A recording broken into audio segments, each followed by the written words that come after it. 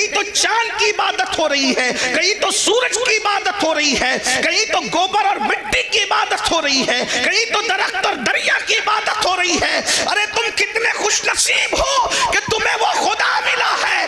وہ اور لوگ ہیں دنیا کے اندر جو خدا کو بنا کر پوجتے ہیں۔ لوگوں کا خدا وہ ہے جو لوگ بناتے ہیں، مسلمانوں کا خدا وہ ہے جس نے کن کہہ کر کائنات کو زندہ باد، زندہ باد، نعرہ تکبیر، نعرہ رسالت۔ لوگوں کا خدا وہ ہے جس کی تصویر بنتی ہے، مسلمانوں کا خدا وہ ہے جو تصور میں بھی نہیں آتا۔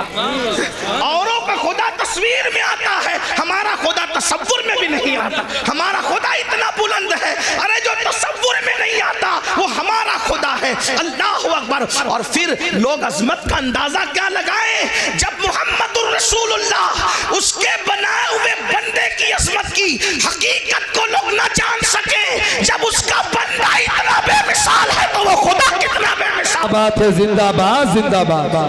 ایمان کی اہمیت کو سمجھو، کون سا مذہب ہمیں نصیب ہوا ہے۔ اسی لیے آج ہم ایمان کی، مسلمان ایمان کی اہمیت نہیں سمجھ پا رہا ہے، منکرین اسلام اہمیت سمجھ گئے، اسی لیے وہ ایمان چھیننا۔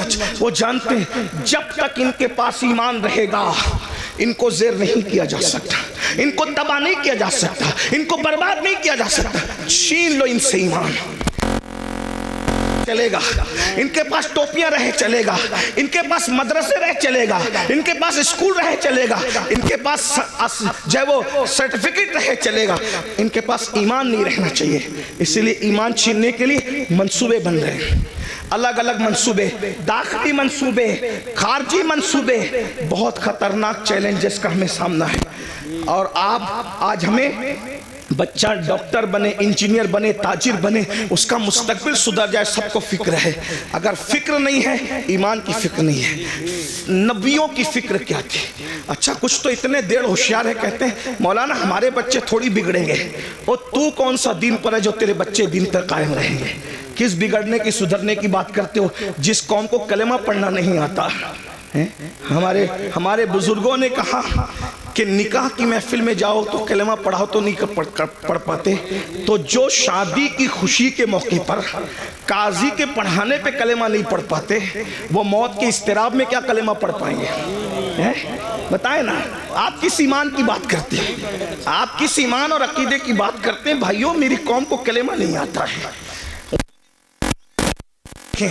قرآن کی کتنی آیتیں حفظ ہے، ذرا اپنے آپ میں ڈوب کر سوچو۔ میں کوئی ڈانٹ پیٹنے نہیں آیا، آپ کو کوسنے نہیں آیا، لیکن یہ محفلیں احتساب کی محفلیں، یہ محفلیں جنت بانٹنے کی محفلیں نہیں ہیں۔ میں اس کا قائل نہیں ہوں، اس لیے کہ ہم لوگ فکر رضا کے وارث، فکر رضا ہماری محافظ، ہم وہ لوگ نہیں ہیں کہ کہا اس کو دیکھو اس کو دیکھو جنت ملے گی۔ میں اس کا سخت مخالف ہوں۔ جو قوم غسل جنابت سے نا واقف ہو، تم اس کو کیا جنت بانٹ رہے ہو؟ بیوقوف بناتے ہو۔ اللہ کو ہمیں منہ نہیں دکھانا ہے، خدا کو کیا منہ دکھاؤ گے؟ بتاؤ تو صحیح، جب وہ سن لیں گے کہ مفتی اسماعیل صاحب کے چہرے کو دیکھ کے جنت ملتی ہے، امین القادری کے چہرے کو دیکھ کے جنت ملتی ہے، مفتی جلیس صاحب کے چہرے کو دیکھ کے جنت ملتی ہے، بیوقوف ہے پھر وہ فجر میں اٹھیں گے؟ بیوقوف ہے وہ فجر میں اٹھیں گے؟ نہیں میرے بھائی، ہمیں اپنی قوم پہ اتنا ظلم نہیں کرنا چاہیے۔ جو قوم کلمہ یاد نہ رکھے وہ قوم کیسے جنت میں جائے؟ کچھ لوگ ہم سے لڑتے ہیں کہ تو لوگوں کو مایوس کرتا، میں نے کہا میں مایوس نہیں کرتا۔ ہم کیسے مایوس کر سکتے ہیں؟ ہمارے یہاں تو ایمان کی ڈیفینیشن یہ ہے، الایمان بین الخوف والرجاء، ایمان خوف اور امید کی درمیانی کیفیت کا نام ہے۔ ہم قوم کو مایوس کیوں کریں گے؟ لیکن جو قوم اتنی بے باک ہو چکی ہو کہ بڑی معذرت کے ساتھ، یہاں کے حالات ایسے نہیں ہوں گے لیکن ہم پورا ہندوستان گھومتے ہیں اور بڑی بات نہیں کرتے، دنیا میں بھی جاتے ہیں ہندوستان کے علاوہ۔ لوگ اتنے غافل ہو گئے اپنے دین سے کہ جن کی نگاہ پاپ سے اس کی سگی سالی محفوظ نہیں ہے، اس قوم کو ہم چہرے دکھا کے کیا جنت بانٹیں گے؟ جس قوم کی نگاہ سے اس کی چچازاد بہن محفوظ نہیں ہے، ہم اس قوم کو کیا جنت کی بشارتیں دیں گے؟ میرے بھائیوں حالات اتنے دردناک ہیں۔ اب حالات تو یہ ہے کہ معاذ اللہ بیٹیاں جوان ہو جائے تو بعض جگہ وہ باپ کی نگاہ سے محفوظ نہیں ہے۔ اتنی غفلت کا حال ہے، خشیت اتنی اٹھ چکی ہے، خشیت ربانی اٹھ چکی ہے۔ میں جانتا ہوں ہم گراؤنڈ ریئلٹی کے لوگ ہیں، ہم گراؤنڈ زمینی حقائق والے لوگ ہیں، ہم لوگ جانتے ہیں حالات کے تقاضے کو لوگ ہمارے پاس آ کر کے باتیں کرتے ہیں. بعض بچیاں طلاق پا کر کے گھر آئی ہے تو باپ نے باپ کی نظر ڈالی ہے. بعض جو ہے وہ بہویں جوان سسر کی نگاہ سے محفوظ نہ رہ سکی ہے. یہ حقائق ہے, زمینی حقائق یہ ہے. میرے بھائیوں, جس قوم کے اندر سے خوف خدا اتنا اٹھ جائے, کہاں وہ تقویٰ تھا, کہاں وہ تقویٰ, کہاں وہ تقویٰ کہ سیدنا عمر ابن خطاب جیسی ہستی جنہوں نے رسول اللہ کی زیارت کی ہے, اور خوف کا عالم یہ ہے کہ چہرے پر آنسوؤں کے نشان ہے. علامہ ابن الجوزی اپنی کتاب میں لکھتے ہیں کہ ایک مرتبہ فاروق اعظم اپنے گھر کے دروازے پر بیٹھے, فاروق اعظم گھر کے دروازے پہ بیٹھے ہیں اور چہرہ گلی کی طرف کیا ہوا ہے. ذرا غور سے سننا, گلی کی طرف کیا ہوا ہے اور دروازے پہ بیٹھے ہیں. ایک صحابی آتے ہیں, چلے جاتے ہیں سلام کر کے, کچھ دیر کے بعد آتے ہیں تو فاروق اعظم اسی طرح دروازے پہ بیٹھے ہوئے ہیں. وہ لوگ بھی کیا لوگ تھے, یہ نہیں دیکھا کہ فاروق اعظم ہے, یہ نہیں دیکھا عمر ابن خطاب ہے, یہ نہیں دیکھا کہ رسول اللہ کے صحابی ہیں. جب دیکھا کہ دروازے کی طرف رک کر کے بیٹھے ہیں, وہاں کسی کی رعایت نہیں تھی, کیونکہ وہ لوگ سب سے پہلے شریعت کے مرید تھے, بعد میں کسی کے مرید تھے. وہ لوگ سب سے پہلے شریعت کے معتقد تھے, بعد میں کسی اور کے معتقد تھے. فاروق اعظم کو دروازے پہ بیٹھا دیکھ کر ایک عام صحابی ٹوکتے ہیں, عمر اب تم بھی دروازے پہ بیٹھو گے رستے کی طرف منہ کر کے؟ آپ دروازے پر کیوں بیٹھے رستے کی طرف منہ کر کے؟ ہم تو کسی کو روک بھی نہیں سکتے, ٹوک بھی نہیں سکتے, اس لیے کہ ہمیں معاذ اللہ ثم معاذ اللہ, اللہ کی رضا سے زیادہ کسی اور کی رضا پیاری ہو گئی ہے کہ اس قوم کی تباہی سے اس قوم کو اب کوئی نہیں بچا سکتا. جو خالق کو تو ناراض کر سکتی ہے مگر مخلوق کو ناراض نہیں کر سکتی. میرے بھائی, ہاں اگر کسی غریب کے ہاتھ میں سونے کی انگوٹھی ہم دیکھتے ہیں, اس کو اتروا لیتے ہیں. کیا کسی کونسلر کے ہاتھ سے بھی ہم انگوٹھی اتروانے کی ہمت رکھتے ہیں؟ کیا کسی مالدار کے ہاتھ سے بھی ہم کڑا اتروانے کی ہمت رکھتے ہیں؟ سارا قانون تو ہم نے منہ دیکھ کر کے بنایا ہے. بہت معذرت کے ساتھ, اسلام صرف اسلام ہے, اسلام صرف اسلام ہے, اسلام حقیقت ہے. غریب امیر چھوٹا بڑا سب کے لیے شریعت کا قانون ایک ہے. اللہ اکبر, ذرا غور تو کیجئے, فاروق اعظم جیسی ہستی کو ٹوکنے والا ٹوکتا ہے. آپ دروازے پہ بیٹھیں گے روڈ کی طرف, رستے کی طرف منہ کر کے. فاروق اعظم نے کہا اللہ تیرا بھلا کرے. ناراض نہیں ہوئے فاروق اعظم, یہاں ٹوکنے پہ لوگ ناراض ہوتے ہیں, فاروق اعظم ناراض نہیں ہوئے. تو اللہ تیرا بھلا کرے, تو نے مجھے ٹوکا لیکن پوچھ تو صحیح کہ میں دروازے پہ کیوں بیٹھا ہوں, دروازے بیٹھنے کی وجہ کیا ہے؟ کہا کیا وجہ ہے؟ کہا آج میری بیٹی ام المومنین حفصہ مجھ سے ملنے آئی. پہلے تو میں اہل علم کی توجہ چاہتا ہوں, جو بیٹی ہوگی وہ کبھی ماں نہیں ہو سکتی, اور جو ماں ہوگی وہ کبھی بیٹی نہیں ہو سکتی.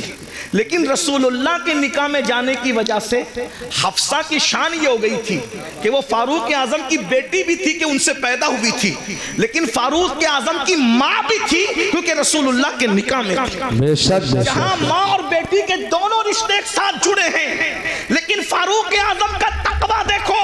فاروق اعظم کہتے ہیں آج میری بیٹی حفصہ مجھ سے ملاقات کے لیے آئی ہے اور میری بیوی اپنے میکے چلی گئی ہے, تو میں اپنی جوان بیٹی کے ساتھ اپنے کمرے میں اکیلا رہنا پسند نہیں کرتا, اس لیے میں دروازے کی طرف رک کر کے بیٹھ گیا ہوں اپنی بیوی کے انتظار میں کہ وہ آئے تو میں اندر جاؤں.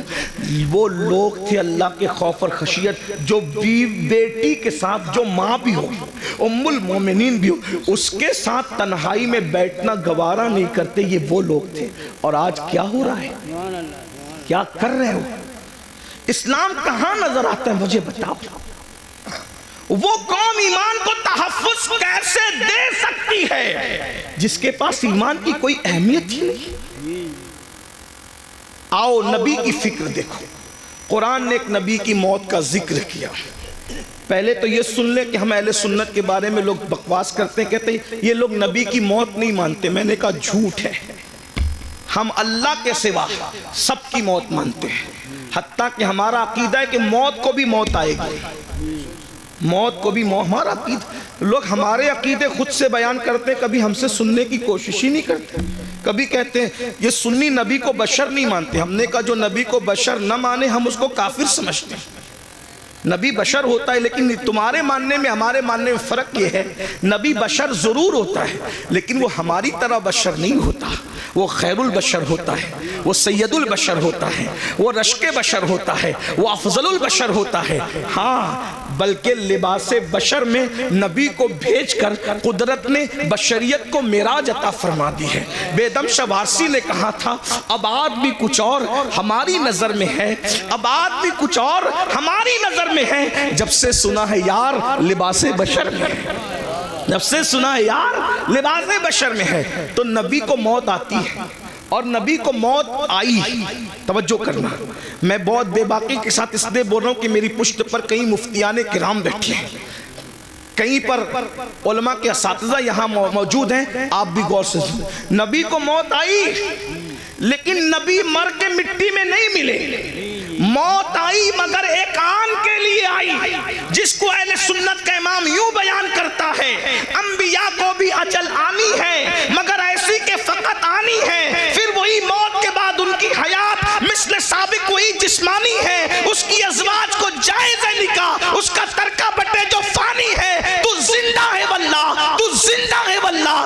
میری چشم عالم سے چھپ جانے بے شک، سبحان اللہ سبحان اللہ۔ ایک نبی کی موت کا ذکر ہو رہا ہے، قرآن کہتا ہے اذ حضر یعقوب الموت، سورۃ البقرہ ہے، اللہ پاک ارشاد فرماتا ہے اور یاد کرو، اذ یاد کرو، حضر یعقوب الموت، ہائے ہائے، قرآن بیان کر رہا ہے نبی کی موت کو، کیا کہا؟ حضر یعقوب الموت، حضر یا موت حاضر ہوئی، موت حاضر ہوئی کہاں؟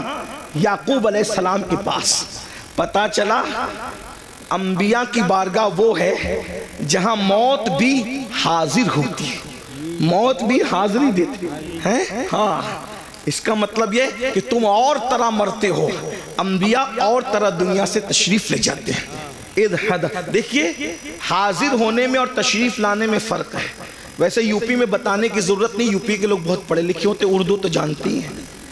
اگر کوئی چھوٹا کسی بڑے کے پاس آ کر کہے کہ میں تشریف لایا تو پڑھا لکھا آدمی ضرور ہنسے گا کہ بڑوں کے پاس تشریف نہیں لاتے بلکہ بڑوں کے پاس حاضر ہوتے ہیں۔ اور جب بڑا کہے گا، جیسے مثال کے طور پہ اگر میں کہوں کہ حضرت مفتی اسماعیل صاحب کی بارگاہ میں حاضر ہوا تو صحیح ہے، لیکن اگر یہ کہوں کہ میرے پاس مفتی اسماعیل صاحب حاضر ہوئے تو غلط ہو گیا، بلکہ مجھے کیا کہنا پڑے گا؟ حضرت مفتی اسماعیل صاحب تشریف لائے۔ بات سمجھ میں آتی ہے؟ اب قرآن کیا کہہ رہے؟ حضر یعقوب الموت، موت حاضر ہوئی یعقوب کے پاس، تو پتا چلا یعقوب بڑے ہیں علیہ السلام، اور مرتبہ موت، یہاں موت سے مراد موت کا فرشتہ ہے۔ اسی بات ہے، ہمارے نبیوں سے رسول ملائکہ کا مرتبہ افضل نہیں ہے نا؟ ہمارے یہاں پڑھایا جاتا ہے رسول ملائکہ سے انبیاء کرام اور رسولان اعظام جو انسانوں میں ہیں وہ افضل ہیں، ٹھیک؟ حضر یعقوب الموت، اس سے پتا چلا۔ اور پھر اس کے بعد کیا قرآن کہتا ہے؟ جب موت حاضر ہوئی تو قرآن کہتا ہے حضرت یعقوب علیہ السلام نے اپنے بچوں کو، پوتوں کو، بیٹوں کو، سب کو جمع کیا اور کیا کہا؟ اذ قال لبنی ما تعبدون من بعدی، کہ تم میرے بعد کس کی عبادت کرو گے؟ نبی کو فکر کیا ہے؟ بیٹے کیسے کیسے بیٹے ہیں؟ کیا نبی نے تربیت نہیں کی ہوگی؟ یا یوسف علیہ السلام جیسا بیٹا؟ اسی طریقے سے ان کے اور جو 11 بیٹے تھے، یاد رکھیے گا وہ جو 11 بیٹوں کا تذکرہ قرآن میں ہے، ہم ان کی بے ادبی نہیں کر سکتے کیونکہ وہ بگڑے ہوئے لوگ نہیں تھے، وہ تو ایک ان کی ایسی لغزش تھی جو رشک کی بنیاد پر ہو گئی تھی، ہے نا؟ مگر وہ اولاد پیمبر تھے، ان کے اور ان کی اولادیں، یعقوب علیہ السلام کو فکر ہے تو یہ نہیں کہ میرے بچے میرے بعد کھائیں گے کیا، کیونکہ رزق کا وعدہ اللہ نے کیا، اللہ رزاق ہے۔ میرے بعد میرے بچے پہنیں گے کیا، اللہ رب ہے وہ پہنائے گا بھی۔ میرے بعد میرے بچوں کا کیا ہوگا، ارے وہ سب کچھ انتظام کر دے گا۔ نبی کو فکر ہے دنیا سے جاتے وقت تو اپنے بچوں کے ایمان کی فکر ہے۔ پوچھتے ما تعبدون من بعدی، میرے بعد تم کس کی عبادت کرو گے؟ تو بیٹوں کی بھی تربیت ہوئی تھی، پوتوں کی بھی تربیت ہوئی تھی، انہوں نے کیا کہا؟ قالوا نعبد الہکا، اب یہاں توحید بیان ہو رہی ہے، توجہ کرنا، یہیں سے ایمان، اب گفتگو کا آغاز ہوتا ہے ایمان اصل کیا ہے، توحید اصل کیا ہے۔ قالوا نعبدو، ہم عبادت کریں گے الہ کا جو تمہارا خدا ہے، یہ نہیں کہا اللہ کی عبادت کریں گے، یہ نہیں کہا اللہ کی عبادت کریں گے، کیا کہا الہ کا، آپ کے خدا کی عبادت کریں گے، وہ الہ آبائی کا، اور آپ کے باپ داداؤں کا جو خدا ہے۔ اور پھر تشریح آ گئی اسماعیلہ ابراہیم و اسماعیل و اسحاق، جو ابراہیم کا خدا ہے، جو اسماعیل کا خدا ہے، جو اسحاق کا خدا ہے۔ توحید بیان ہو رہی ہے، مگر نری بیان نہیں ہو رہی ہے، بلکہ توحید اللہ والوں کے ذریعے سے بیان ہو رہی ہے۔ پتا چلا وہ توحید شیطانی توحید ہے، جس میں کہا جاتا ہے اللہ کو مانیں گے اور کسی کو نہیں مانیں گے۔ قرآنی توحید یہ ہے الہ کا و الہ آبائی کا، ابراہیم و اسماعیل و اسحاق، یعنی کہ جو آپ کا خدا ہے۔ پتا چلا اگر یہ کہتے کہ خدا کی عبادت کریں گے تو بعد میں لوگ ڈھونڈتے کون سا خدا، کون سا خدا، کون سا خدا، لیکن کہا الہ کا، اے یعقوب تم جس کی عبادت کرتے رہے ہم اسی خدا کی عبادت۔ نعرہ تکبیر، نعرہ رسالت، مسلک اعلی حضرت، جشن دستار بندی، سبحان اللہ ماشاءاللہ۔ اب یہاں لوگ ہم سے کہتے ہیں تم تو صرف نبی نبی نبی نبی کرتے رہتے ہو، تم اللہ کا ذکر نہیں کرتے۔ میں نے کہا یہ بھی اللہ کی سنت ہے، کیا بات ہے، یہ بھی اللہ کی سنت ہے کہ اللہ نے اپنا تعارف کہیں اکیلے نہیں کرایا، اپنا تعارف ہمیشہ اپنے مقبول بندوں کے ذریعے سے کرا۔ سبحان اللہ۔ آئیے میں چونکہ مدرسے کی محفل ہے تھوڑی مشکل بات کر دوں، علماء کی برکت سے اللہ آپ کو سمجھا دے گا، آپ کی سمجھ میں آ جائے۔ کچھ لوگ حضور کے پاس آئے اور پوچھنے لگے کہ آپ کا خدا کیسا ہے وہ بتائیے۔ خدا کو دیکھنے کی تمنا تھی، آپ کا خدا کیسا ہے وہ بتائیے۔ تو وہ پوچھنے لگے آپ کا خدا مٹی کا ہے، سونے کا ہے، چاندی کا ہے، تانبے کا ہے؟ کیونکہ اب تک وہ یہی سب دیکھ رہے تھے نا، تو جو دیکھ رہے تھے وہی دماغ میں گھوم رہا تھا۔ آپ کا خدا کیسا ہے اے محمد صلی اللہ علیہ وسلم؟ ہم اس طرح حضور کا نام نہیں لیتے، لیکن انہوں نے کہا تو میں نقل کر رہا ہوں۔ کیا کہا؟ اے مسلمانوں کے پیغمبر، آپ کا خدا مٹی کا ہے، تانبے کا ہے، پیتل کا ہے، کیسا ہے آپ کا خدا؟ تو اللہ نے ایک سورت پورے قرآن میں اپنے لیے خاص کر دی۔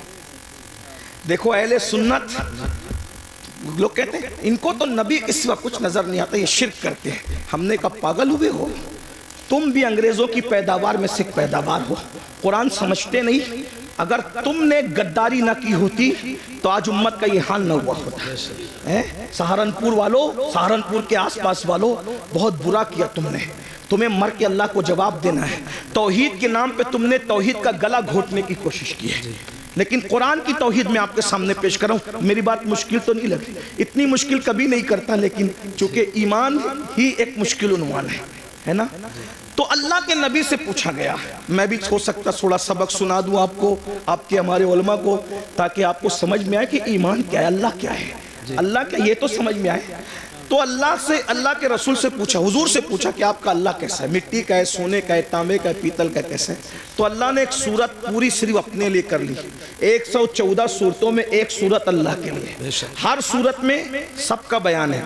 سورہ فاتحہ اتنے مضامین ہیں کہ زندگی ختم ہو جائے مضامین ختم نہ ہو، یہی قرآن کا معجزہ ہے۔ توریت کے سارے مضامین، انجیل کے سارے مضامین، زبور کے سارے مضامین، صحائف ابراہیم اور تمام انبیاء کے صحیفوں کے سارے مضامین قرآن میں، اور قرآن پورا سمٹ کر سورہ فاتحہ میں آ جاتا ہے، اور سورہ فاتحہ پوری سمٹ کر بسم اللہ میں آ جاتی ہے، اور بسم اللہ پوری سمٹ کر با میں آ جاتی ہے، اور با پوری سمٹ کر با کے نقطے پوائنٹ میں آ جاتی ہے۔ سبحان اللہ ماشاءاللہ۔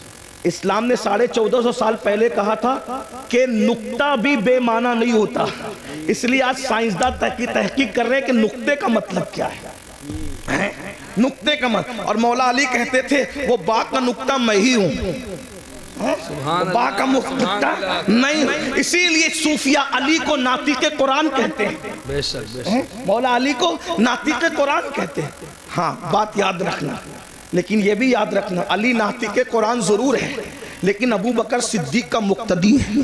کیا بات ہے، واہ واہ واہ واہ. بے شک بے شک. علی ناطق قرآن ضرور ہے لیکن صدیق اکبر کا وہ 2.5 سال تک کہتے رہے پیچھے اس امام کے, 10 سال تک کہتے رہے فاروق اعظم کے پیچھے اس امام کے, 12 سال عثمان غنی کے پیچھے اس امام کے. میں سوچتا ہوں پیچھے کھڑے رہنے والا ناطق قرآن ہے تو مرتبہ صدیق اکبر کا کیا, مرتبہ فاروق اعظم کا کیا ہوگا, مرتبہ عثمان غنی کا کیا ہوگا. اسی کو میرے امام کہتے ہیں تیرے چاروں ہمدم ہے, یک جان یک دل, ابو بکر فاروق و عثمان علی ہے. صدق و عدل و کرم و ہمت میں 400 شعرے ہیں ان چاروں کے. ایمان کے بڑے تقاضے ہیں. تو بہرحال 114 صورتیں ہیں, 114 صورتوں میں ہر صورت میں کسی میں جنت کا ذکر ہے تو جہنم کا بھی. ایک بات عرض کروں, آپ بہت اچھے سے سن رہے تو ہمت کر رہا ہوں, قرآن کی یہی شان ہے. ابھی حفظ کی غالباً دستار ہوگی, ساتھ حافظ بنے. ایک بات آپ کے سامنے رکھو, جس کتاب میں سائنس بیان ہوتا ہے اس میں الجبرا نہیں بیان ہوتا, اور جو الجبرا کی کتاب ہوتی ہے اس کے اندر جغرافی بیان نہیں ہوتا. جو جغرافی کی کتاب ہوتی ہے اس کے اندر جو ہے وہ مذہب بیان نہیں ہوتا, اور جس میں مذہب بیان ہوتا ہے اس کے اندر سائنس بیان نہیں ہوتا ہے نا. ایسے ہی اگر آپ مذہب کی کتاب میں جغرافی بیان کریں تو مضمون بدلنے سے ساری گڑبڑ ہو جائے. جیسے شاعر لوگ ابھی نعت پڑھ رہے تھے, کلام پڑھتے, اگر یہ نعت پڑھتے پڑھتے لَقَ بَدْرٌ فِي الْوَجْهِ الْأَجْمَلْ خَطْحَالِ مَا ظُلْفُ أَبْرِ اجل تُرے چندن چندرو پرو کنڈل رحمت کی بھرن برسا جانا, یہ شعر پڑھتے اور ساتھ میں غالب کا یہ جوڑ دیتے کہ کل 14ویں کی رات تھی شبر رہا چرچا تیرا, کچھ نے کہا کہ چاند ہے کچھ نے کہا چہرہ تیرا, ہم بھی وہاں موجود تھے ہم سے بھی سب پوچھا کیے, ہم چپ رہے ہم ہنس دیے منظور تھا پردہ تیرا. کچھ لوگ چپل اٹھا لیتے کم بخت, کم سے کم نعت کا تقدس دیکھ, کہاں وہ چہرے بددہا اور کہاں غالب کے محبوب کا چہرہ. تھوڑی شرم تو کر, مضمون بدلا, گڑبڑ ہوئی کہ نہیں. ایسا لگا جیسے مخمل کی چادر میں ٹاٹ کا پیون لگ گیا. ایسے ہی ہے نا, بولو بھئی ایسے ہے کہ نہیں ہے. ایک عنوان, جیسے ابھی میں عنوان بیان کر رہا ہوں ایمان پر, اور ایمان بولتے بولتے اچانک میں لطیفہ بولنے لگوں تو کہیں گے کس مسخرے کو لا کے بٹھایا. علماء کا بھی خیال نہیں کیا. ارے 5000 لوگ تھے, 1 گھنٹہ برباد نہیں کیا بلکہ 5000 لوگوں کا 1 گھنٹہ برباد کیا, تو مسلمانوں کے 5 گھنٹے امین القادری نے برباد کر دیا. کیوں لائے تھے اس کو, ہے کہ نہیں بھائی یہ بات. تو عنوان بدلتا ہے تو مخمل میں ٹاٹ کا پیون لگتا ہے. علمی دیانت کے خلاف ہے عنوان کا بدل دینا, اور عنوان بدلتا ہے تو بوجھل ہو جاتا انسان. موت کے موقع پر شادی کی بات کرنا مزہ نہیں آتا, شادی میں موت کا ذکر کرنا مزہ نہیں آتا, رونے کی محفل میں ہنسانا, ہنسنے کی محفل میں رلانا اچھا نہیں لگتا, بے وقت کی شہنائی اچھی نہیں لگتی. مگر قربان دنیا کی کوئی کتاب ایک ٹاپک پر ہے مگر یہ صرف اللہ کی کتاب ہے, قرآن. قرآن قرآن قرآن کی صورتوں کو دیکھ لو, اللہ اکبر. جنت کا ذکر آ رہا ہے, جنت کی باغوں کا ذکر آ رہا ہے, حوروں کا ذکر آ رہا ہے, غلما کا ذکر آ رہا ہے, محلوں کا ذکر آ رہا ہے, جنت کے اندر نہروں کا ذکر آ رہا ہے, اللہ اکبر. فرشتوں کا ذکر آ رہا ہے, فرشتوں کا سلام کرنے کا ذکر آ رہا ہے, ایک دوسرے کے ملنے کا ذکر آ رہا ہے, حوروں کا ذکر آتا ہے, بڑی آنکھیں ہیں, جوبنوں کا ابھار ہے, حسن ہے, یہ ہے وہ ہے, کنگن ہے, لباس ہے. لیکن یہ بیان کرتے کرتے اچانک پھر جہنم کا ذکر آتا ہے, لیکن عنوان بوجھل نہیں کرتا بلکہ حسن اور بڑھ جاتا ہے. اللہ اکبر. یہ کتاب ہے قانون کی کتاب, لیکن اس کے اندر بہاروں کا ذکر بھی ہے, جہنم کا ذکر بھی ہے, انسان کا ذکر بھی ہے, جانوروں کا ذکر بھی ہے, چوپاؤں کا ذکر بھی ہے, پرندوں کا ذکر بھی ہے, شجر کا ذکر بھی ہے, حجر کا ذکر بھی ہے, شفق کا جمال بھی ہے, افق کی سرخی بھی ہے, ستاروں کی انجمن بھی ہے, انسان کا حسن بھی ہے, بڑھاپے کے گڈھے خد و خال بھی ہے, عمر کا سٹیایا پن بھی ہے, احسن القصص. کسی کے گمنے کا ذکر بھی ہے, کسی کے ملنے کا ذکر بھی ہے, کسی کے آگ میں جانے کا ذکر بھی ہے, گلزار بن جانے کا ذکر بھی ہے, کسی کے ظلم کا ذکر بھی ہے, کسی کے انصاف کا ذکر بھی ہے, کسی کے تقدس کا ذکر بھی ہے, کسی کے زنا کا ذکر بھی ہے, کسی کی فکری آبادی کا ذکر بھی ہے, کسی کے فکری تقدس کا ذکر بھی ہے. قرآن بیان کرتا ہے مگر بوجھل نہیں ہوتے بلکہ عقیدتیں بڑھتی چلی جاتی ہے, مزہ بڑھتا چلا جاتا ہے, اور دل پکار اٹھتا ہے. یہ کسی انسان کا کلام نہیں ہے, یہ کسی ایسی ہستی کا کلام ہے جسے واقعی خدا کہلانا ٹھہرانے کا حق ہے. کیا بات ہے، بے شک، سبحان اللہ، ماشاءاللہ. قرآن ہے 6666 آیتوں میں پوری کائنات بیان کر کے رکھتی ہے.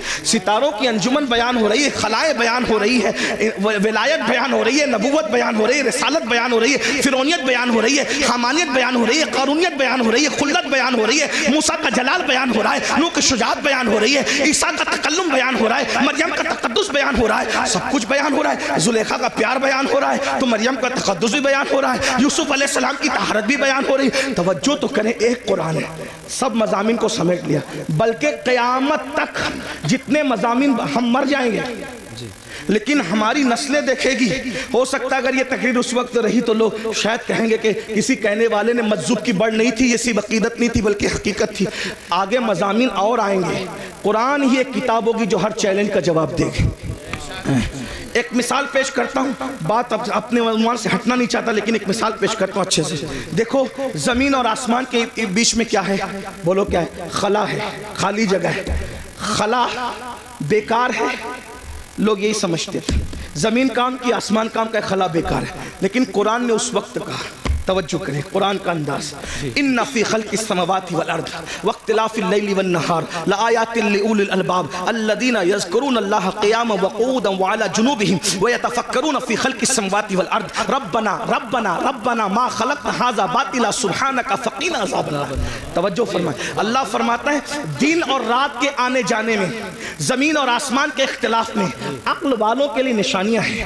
اور جو یہ عقل والا دیکھ لیتا ہے، الذین یذکرون اللہ قیاما وقعودا وعلی جنوبہم، جو اللہ کی نشانیوں میں غور کر لیتا ہے، وہ کھڑے ہوتا ہی بھی تو اللہ کا ذکر کرتا، بیٹھتا ہے تو بھی اللہ کا ذکر کرتا، لیٹتا ہے تو بھی اللہ کا ذکر کرتا. اور پھر وہ اس بات کو کہتا ہے یہ خلا، یہ زمین، یہ شفق، یہ افق، یہ سب ستاروں کی انجمن، یہ چاند، یہ چاندنی، یہ سورج کرنیں، یہ سب کیا ہے؟ یہ پودے کیا ہے؟ یہ اللہ کی مخلوق کیا ہے؟ ربنا ما خلقت ھذا باطلا سبحانک فقنا عذاب النار. جو واقعی عقل والا کہتا ہے اللہ تو نے کوئی چیز بیکار پیدا نہیں کی. خلا بیکار نہیں ہے، درخت بیکار نہیں ہے، شجر بیکار نہیں ہے، حجر بیکار نہیں ہے، حتیٰ کہ گائے اور جانوروں سے جو گوبر نکلتا ہے وہ بھی بیکار نہیں ہے. دیکھو اس وقت تو کوئی سوچ سکتا تھا، اس وقت تو کوئی سوچ سکتا تھا کہ یہ بیکار نہیں ہے. آج سیٹلائٹ کا نظام کس سے چل رہا ہے؟ کس سے چل رہا ہے؟ یہ خلا سے تو چل رہا ہے. قرآن کہہ رہا ہے، توجہ کرے. تو میں کیا کہہ رہا تھا آپ کے سامنے؟ 114 صورتوں میں ایک ہی صورت ہے جس کو اللہ نے اپنے لیے خاص کیا ہے اور اس کا نام رکھا ہے خالص نہیں. ہاں، کیونکہ خالص سے بھی اور بڑھ کر تفضیل کے ساتھ ہے نا اخلاص. خالص نہیں، اخلاص. سبحان اللہ، سبحان اللہ. اب یہاں دھیان دینا، توجہ، میری بات سمجھ میں مشکل تو نہیں لگ رہی؟ بات سمجھانے میں کامیاب ہوں؟ سر پہ سے تو نہیں جا رہی ہے؟ ہاں، اخلاص، ایک ہی صورت اخلاص. اب میں تھوڑا سا اپنے لب و لہجے میں بات کرتا ہوں. اخلاص کسے کہتے ہیں؟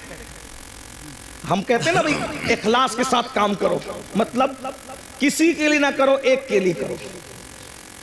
تو جو جس میں دو آ جائے وہ خالص نہیں رہتا. اخلاص کیسے ہو سکتا ہے؟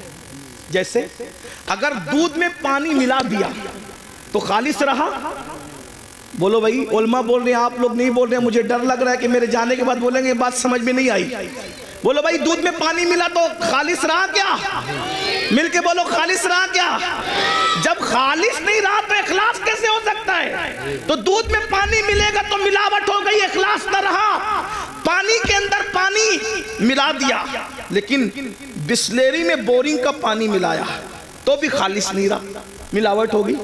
ہے پانی، کوالٹی ایک نہیں ہے، اس لیے اخلاص خالص نہیں رہا. دیسی گھی میں نقلی گھی ملا دیا، دونوں گھی ہے، کہنے میں بھی گھی ہے، لیکن بولو خالص رہا؟ بولو بھائی، خالص کس کو کہتے ہیں؟ جس میں صرف ایک ہوگا، دوسرا نہیں ہوگا. اب جس میں اللہ نے اپنی ڈیفینیشن بیان کی، اپنا پریچے کرایا، اپنا تعارف کرایا، اپنے آپ کو بتایا، اس صورت کا نام رکھا خالص نہیں، اخلاص. یعنی اس میں جہنم کا ذکر نہیں کروں گا. 113 صورتوں میں جنت اور جہنم کا ذکر ہوگا. جب میں اپنے آپ کو بیان کروں گا تو نہ جنت بیان کروں گا نہ جہنم بیان کروں گا. جب میں اپنے آپ کو بیان کروں کروں گا، نہ قبر بیان کروں گا، نہ حشر بیان کروں گا. جب میں اپنے آپ کو بیان کروں گا نہ زمین بیان کروں گا، نہ آسمان بیان کروں گا. حتیٰ کہ جب میں اپنے آپ کو بیان کروں گا نہ موسیٰ کا ذکر کروں گا، نہ عیسیٰ کا ذکر کروں گا، نہ داؤد کا ذکر کروں گا، نہ ایوب کا ذکر کروں گا. مخلوق کا ذکر نہیں کروں گا کیونکہ میں ہوں. بے شک سبحان اللہ سبحان اللہ. بے شک بے شک انہو وہ وہی ہے. بے شک سبحان وہ اللہ. وہی ہے. جب اپنا ذکر کرانے کی بات آئی تو کہا کسی کا ذکر نہیں ہوگا کیونکہ یہ سورت اخلاص ہے. جی بتا اب کیا ہے تیرا تعارف کیا ہے؟ توجہ جی تیرا تعارف کیا ہے بتا. تو آواز آتی ہے قل. جہاں کسی کا ذکر نہیں کر رہے تھے، پسند بھی نہیں کیا، وہاں شروع کہاں سے کیا؟ قل. اپنے آپ سے پہلے کسی کو کہہ رہے ہیں. کیا کہا جا رہا ہے؟ قل. اے محبوب آپ فرما دو. بے شک بے شک. اے محبوب آپ فرما دو. سبحان اللہ. توحید کیا ہے؟ ذکر خدا کیا ہے؟ خود خدا ہو کر اپنا ذکر بعد میں کرتا ہے، آمینہ کے لال کا ذکر پہلے کرتا ہے. کیا بات ہے. نعرہ تکبیر. آگے سے پیچھے تک ہاتھ اٹھا کے نعرے کا جواب دے. نعرہ تکبیر، نعرہ رسالت، عظمت مصطفیٰ، خواجہ کا ہندوستان، جشن دستار بندی، حضور سید امین القادری صاحب قبلہ، مدرسہ اسلامیہ ترکیہ ہریانہ. واہ واہ واہ. اپنا ذکر بعد میں ہو، اللہ بعد میں آ رہا ہے، پہلے قل آ رہا ہے. کیا بات ہے. قل آپ کہیے محبوب، یعنی اس کو بھی پسند ہے کہ میرا ذکر بعد میں ہو. اب اگر کسی کو فتویٰ لگانا ہے سنیوں پہ نہ لگاؤ.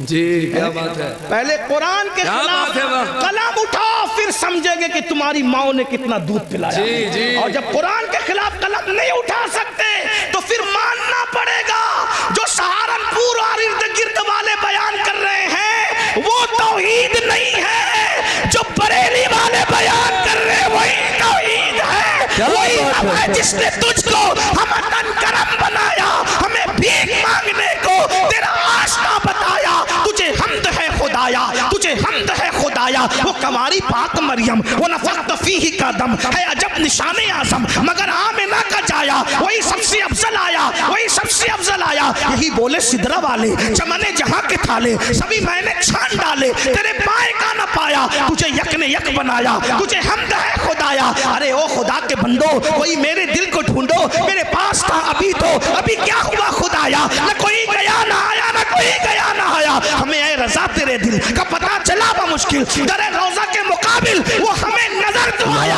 یہ نہ پوچھ کیسا پایا، یہ نہ کوچ کیسا کایا. تجھے حمد ہے خدایا، تجھے حمد ہے خدایا. یہ نہ پوچھ کیسا پایا، یہ نہ پوچھ کیسا پایا. تجھے حمد ہے خدایا، تجھے حمد ہے خدایا. حمد بھی ہو رہی ہے تو رسول اللہ کے ذریعے سے ہو رہی ہے. یہ کہاں سے ذہن ملا؟ یہ سورہ اخلاص سے ذہن ملا. رب فرما رہا ہے ہمارا ذکر بعد میں ہوگا، محبوب تیرا ذکر پہلے ہوگا. کیا بات ہے حضرت. سبحان اللہ. قل آپ فرما دیجئے. پھر کہا جاتا ہے ہو اللہ احد، وہ اللہ ہے اور ایک ہے. سبحان اللہ. سمجھ، وہ بے نیاز ہے. لم یلد ولم یولد، نہ اس کا کوئی بیٹا ہے نہ وہ کسی کا کوئی وہ کسی کا بیٹا. جو بیٹا ہو وہ خدا نہیں ہو سکتا، اور جس کا بیٹا ہو وہ بھی خدا نہیں. ہم سے کیوں لڑتے ہیں لوگ؟ کہتے ہیں کہ ہمارے فلاں تو وہاں پیدا ہوئے. ہم نے کہا جو پیدا ہوتا ہے وہ خدا ہی نہیں ہوتا. ٹھیک ہے بھیا، ہم سے جو جو لینا ہے سب لے لو، لیکن اعتراف کر لو کہ خدا نہیں تھے. کیا بات ہے حضرت. اعتراف کر لو کہ خدا نہیں تھے. ہم سب خوشی خوشی دے دیں گے، جو دے سکتے ہیں جائز ہے سب دے دیں گے، لیکن مان تو لو لم یلد ولم یولد. خدا وہی ہوتا ہے جو لم یلد بھی ہے ولم یولد. بتائیں نا، وہ کسی کا بیٹا نہیں ہوتا اور اس کا کوئی بیٹا نہیں ہوتا. وَلَمْ يَكُنْ لَهُ كُفُوًا أَحَدٌ. اور پھر کیا شان ہے، اس کے ساجھے کا کوئی نہیں ہے. یہ میں ہندوستان کے تناظر میں نہیں کہہ رہا ہوں بات، یہ ہمارا مذہب آفاقی مذہب ہے پوری دنیا کے لیے. عیسیٰ علیہ السلام کو لوگ عیسیٰ خدا کا بیٹا کہتے ہیں، بیٹا نہیں. لوگ کہتے ہیں عیسیٰ پیدا ہوئے، ہم نے کہا پیدا ہوئے تو خدا کیسے ہوئے؟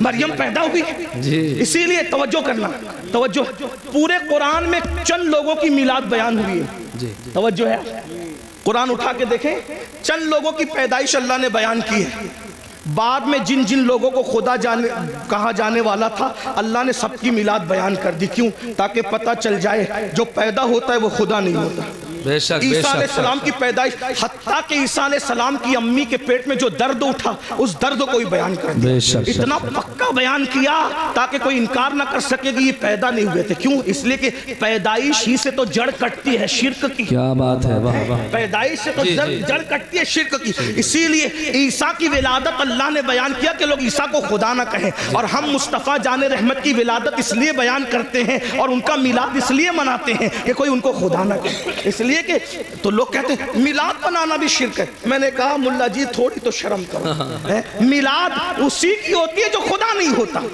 جب بنا لیا میلاد تو شرک کیسے ہوا یہ تو شرک کا کاٹ ہے یہ تو شرک کا توڑ ہے اگر لوگوں کو شرک سے بچانا ہے تو بتاؤ کہ محمد الرسول اللہ پیدا ہوئے اور پیدا ہوئے کس شان سے ہوئے پوری میلاد بیان ہوئی بہرحال میں اپنی گفتگو کو سمیٹتے ہوئے اخیر کی طرف آتا یہ ایمان ہے یہ توحید ہے توحید اللہ نے اپنے ذکر سے پہلے اپنے محبوب کا ذکر ایمان کی اہمیت جانو اپنے بچوں کو نصیحت کرو ایمان پلاؤ ڈاکٹر انجینئر سب کچھ بعد میں بناؤ خطیب ادیب نقیب بعد میں بناؤ پہلے ایمان پلاؤ اور ایمان کسی کے لیے نفرت نہیں سکھاتا ایمان تو محبت ہی سکھاتا آج ہمارے گھر میں ایمان کی تعلیم نہیں ایمانیات کی تعلیم بتاؤ اور آسان زبان میں بتا دوں ایمان اگر سکھانا ہے نہیں کچھ آتا نا تو جو سنی عالم دین سنجیدہ طور پہ آپ کے بچوں کو ایمان سکھا سکتا اس کی کیسٹ اس کا بیان آپ روزانہ گھر میں 1 گھنٹہ چلاؤ ایمان مضبوط ہوگا بے شک ایمان کی برکت کیا ہے سبحان اللہ اگر انسان کے پاس صرف ایمان ہے تو بھی وہ کامیاب ہے اسی لیے آج ایمان چھینا یہ جو اسکول کالجز کے اندر محنت کا پہ ہو رہی پتہ ہے کوئی سبجیکٹ پڑھانے پہ محنت ہو یا نہ ہو اللہ ماشاءاللہ جو بڑی بڑی کالجز ہیں بڑے بڑے ادارے ہیں اس میں یہ سبجیکٹ پہ محنت ہوتی ہے کہ اگر تم مسلمان ہو تو تمہارا ایمان کیسے چھینا جائے اسی لیے لڑکے سائنس ٹیکنالوجی پڑھ کے خدا کے وجود کا انکار کر رہے ہیں اسلام پہ سوال نشان اور ایک بات اور عرض کروں یہاں علماء سے کبھی دور مت ہونا آج علماء بیزاری کی ایک مہم چلائی جا رہی ہے اس لیے کہ دنیا جانتی ہے جس دن یہ علماء سے دور ہو جائیں گے ان کا ایمان چھیننا آسان ہو جائے گا ہاں اور ایمان چھیننے کے لیے ایک تو دنیاوی ادارے ہیں پڑھ لکھ لے رہے ہیں تو کہتے ہیں خدا ہے تو اس کا وجود کہاں ہے میں آپ سے کہنا چاہتا ہوں کہ خدا کا وجود ہے اس سے بڑا ثبوت کیا ہوگا کہ خدا کو سب لوگوں نے بن دیکھے کا خدا ہے لیکن ایک ہستی اللہ نے ایسی بھیجی جو آ کر کہتا ہے انی رائیتو ربی میں نے اپنے رب کو دیکھا اور وہ کون ہے وہ ہمارا نبی ہے بے شک ہمارے آقا نے اللہ کو دیکھا اور حضور اتنے سچے تھے کہ ان کی سچائی کی گواہی ان کے دشمنوں نے بھی دی یہاں ایک بات اور عرض کر دوں آپ سے حضور کتنے سچے تھے تھوڑا سمجھنا قرآن کے اندر رسول اللہ کو گالیاں یعنی کہ جو کافروں نے گالیاں دی ہے ان گالیوں کو جو کافر بکتے تھے گندی گلیز گالیاں تو ان گالیوں کو جو گالیاں انہوں نے کافروں نے دی ہے اللہ تبارک و تعالیٰ نے اس کا تذکرہ فرمایا ہے کیا تذکرہ فرمایا کہ انہوں نے میرے محبوب کو یہ گالی قرآن گالی کی کتاب نہیں قرآن گالی کو نقل نہیں کرتا قرآن گالی کو بیان نہیں کرتا لیکن گالی کا مطلب کیا گالی کا مطلب یہ کہ جس کو کسی کو اس کے منصب سے ہٹ کر بیان کر دو تو یہ گالی ہے جیسے کتے کو کہو کہ کتا تو گالی نہیں ہوئی لیکن کسی عالم کو کہہ دو معاذ اللہ تو یہ گالی ہوگی ہے نا تو انہوں نے رسول اللہ کو گالیاں دی قرآن گالی کی کتاب نہیں قرآن گالی بیان کرنے والی کتاب نہیں قرآن بڑی مقدس کتاب ہے لیکن قرآن کی حکمت یہ تھی کہ جو گندے الفاظ انہوں نے نبی کے لیے کہے قرآن نے پہلے اس کو بیان کیا پھر اس کا جواب دیا جیسے انہوں نے نبی کو کہا کہ یہ پاگل ہے تو قرآن نے بتایا کہ یہ لوگ میرے محبوب کو کہتے ہیں کہ یہ مجنون ہے لیکن اللہ قسم اٹھا کے کہتا ہے کہ آپ مجنون نہیں ہو پہلے بیان کیا انہوں نے کہا مجنون ہے تو بیان کیا اس کو بیان کر کے پھر اس کا جواب دیا انہوں نے رسول اللہ کے لیے کہا کہ محمد کے ہاتھ ٹوٹ جائیں اللہ نے پہلے وہ بیان کیا پھر اس کا جواب دیا تبت یدا ابی لہب یہ صورت آئی کسی نے کہا نبی کو معاذ اللہ ثم معاذ اللہ اللہ نے اس کے خلاف 10 آیتیں اتاری آخری میں کہتی ہے اتلم بعد ذالک زنیم لیکن اسی طرح انہوں نے کہا یہ جادوگر ہے قرآن قرآن نے بیان کیا کہ یہ میرے محبوب کو جادوگر کہتے ہیں، میرا محبوب جادوگر نہیں ہے۔ کچھ لوگوں نے کہا ان پہ جادو کا اثر ہوا ہے، تو قرآن کہتا ہے میرے محبوب کو یہ کہتے ہیں جادو کا اثر ہوا ہے، لیکن میرے محبوب پہ جادو کا اثر بولو بھائی، بات سمجھ میں آتی ہے؟ بات سمجھ میں آتی ہے؟ قرآن گالی کی کتاب نہیں، قرآن کے اندر گالی بیان نہیں ہو سکتی، لیکن حکمت یہ تھی، انہوں نے کہا پاگل، پہلے بیان ہوا اس کا جواب ہوا، انہوں نے کہا جادوگر، پہلے بیان ہوا اس کا جواب ہوا، انہوں نے کہا یہ، پہلے بیان اس کا جواب ہوا۔ کیوں ایسا ہوا؟ حکمت کیا تھی؟ توجہ، چھوڑ دو بھائی، حکمت کیا تھی؟ توجہ، حکمت کیا تھی؟ بہت نازک بات آئی۔ انہوں نے جو کہا قرآن بیان کر کے جواب دے رہا ہے۔ حکمت کیا تھی؟ قیامت تک کے مسلمانوں سن لو، انہوں نے نبی کو مجنون تو کہا، نبی کو جادوگر تو کہا، نبی کو معاذ اللہ پاگل تو کہا، خبیثوں نے بکواس کی، لیکن اتنی گندی گندی باتیں کرنے کے باوجود یہ نبی کو جھوٹا نہ کہہ سکے، اس لیے کہ نبی اتنے سچے تھے کہ ان کی سچائی کی گواہی یہ گنڈے بھی دیا کرتے۔ سبحان اللہ، سبحان اللہ، بے شک بے شک۔ یہ اب اتنا سچا نبی، توجہ، اتنا سچا نبی جس خدا کے وجود کی گواہی دے، اس سے بڑی سچائی کیا ہو سکتی ہے نا؟